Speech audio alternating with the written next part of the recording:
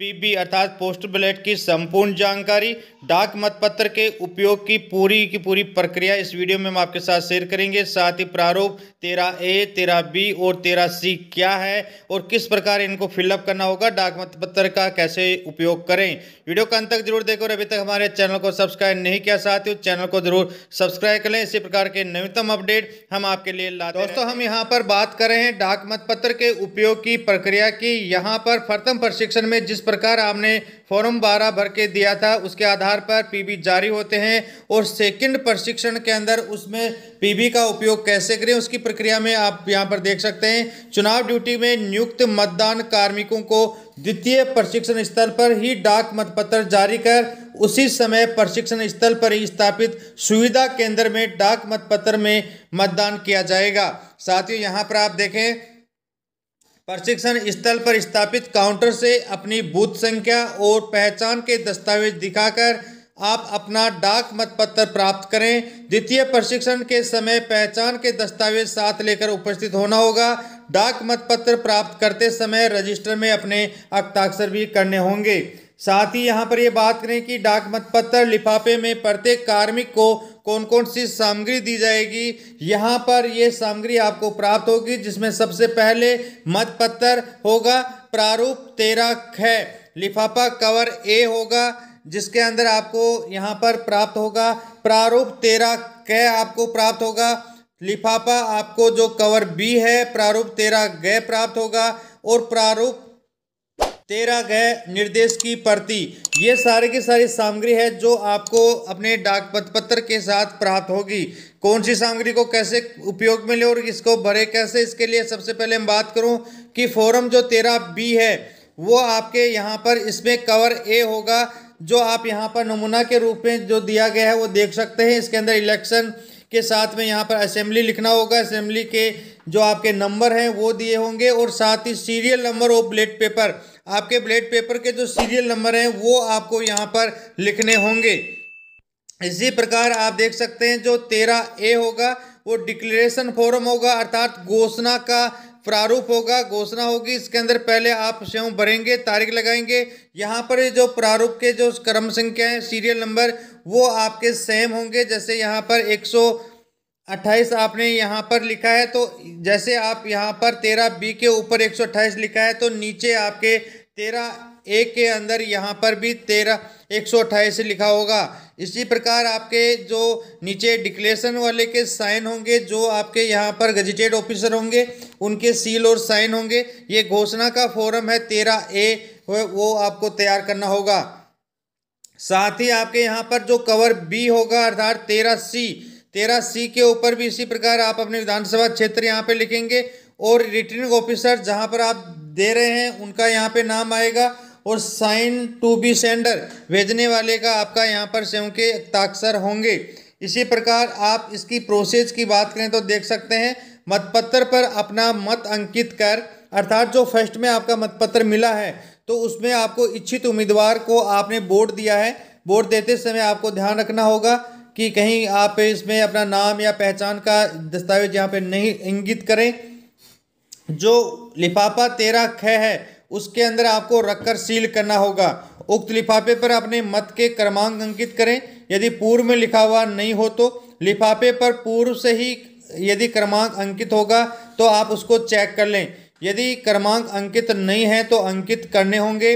मतपत्र अपना मत अंकित करने के लिए स्पष्ट चिन्ह अंकित करें। मतपत्र पर हस्ताक्षर आपको नहीं करने होंगे और पहचान के योग्य कोई सांकेतिक चिन्ह भी दर्ज नहीं करने होंगे। दो उम्मीदवारों के बीच में लाइन पर आप चिन्ह अंकित नहीं करें, वरना ये रिजेक्ट होने का कारण हो सकता है। तो इस प्रकार इन बातों को ध्यान में रखते हुए आप अपने मतपत्र में इच्छित उम्मीदवार के सामने आप यहाँ पे सही का निशान लगाएंगे।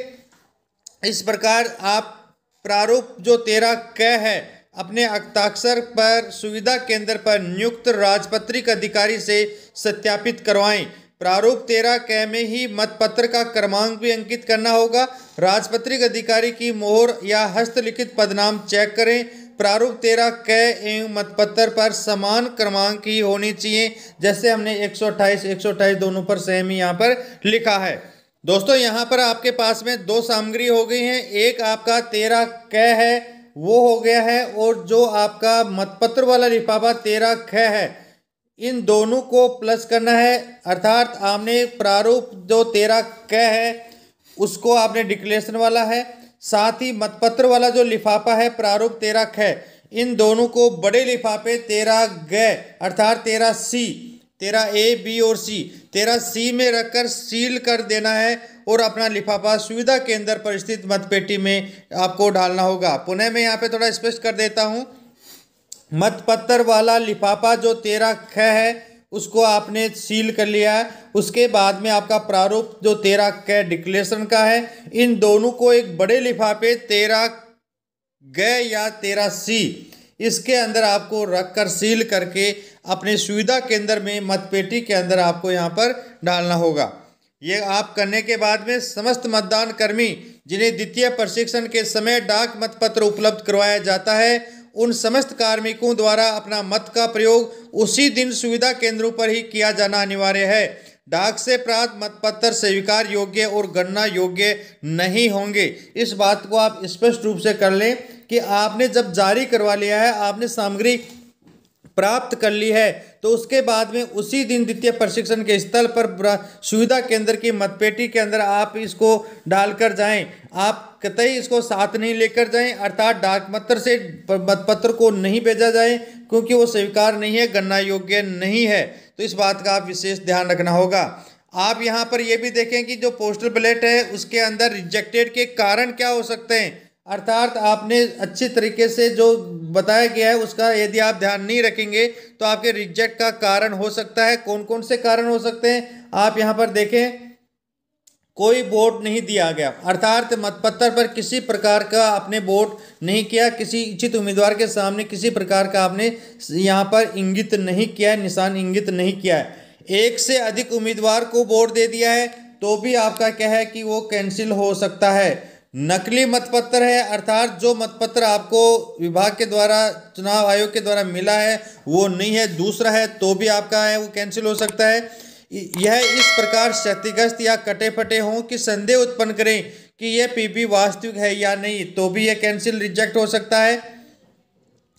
अपने द्वारा मतदान को भेजे गए ऊपर कवर में वापस नहीं दिया गया है, कवर चेंज है, तो भी यह रिजेक्ट हो सकता है। मार्क को इस तरह से लगाया है कि यह पता न लगे सके कि किस उम्मीदवार को दिया गया है, अर्थात दोनों उम्मीदवार के बीच में यदि निशान लगा दिया है तो भी ये रिजेक्ट हो सकता है। मार्क को इस तरह से लगाया है कि यदि यह पता न लग सके किस उम्मीदवार को दिया गया है।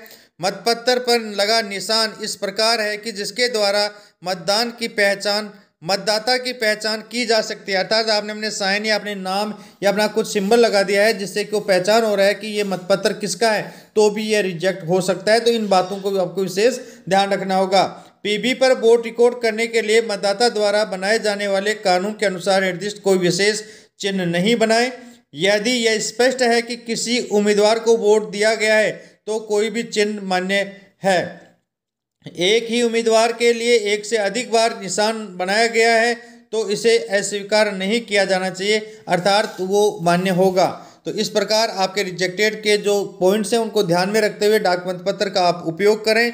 और यहाँ पर इस वीडियो में आपको जो जानकारी दी गई है वो डाक मतपत्र के उपयोग की प्रक्रिया आपको बताने के लिए उद्देश्य से की गई है। किसी भी प्रकार के विरोधाभास की स्थिति में चुनाव आयोग के द्वारा न्यूनतम निर्देश ही मान्य होंगे। वीडियो को अंत तक देखने के लिए बहुत बहुत धन्यवाद। और अभी तक हमारे चैनल को सब्सक्राइब नहीं किया साथियों, चैनल को जरूर सब्सक्राइब कर लें। वीडियो को अंत तक देखने के लिए थैंक्स। यदि वीडियो अच्छा लगा है तो वीडियो को लाइक व कमेंट जरूर करें और ऐसे ही महत्वपूर्ण वीडियो देखने के लिए चैनल को सब्सक्राइब कर लें। यह जानकारी अधिक लोगों तक शेयर जरूर करें।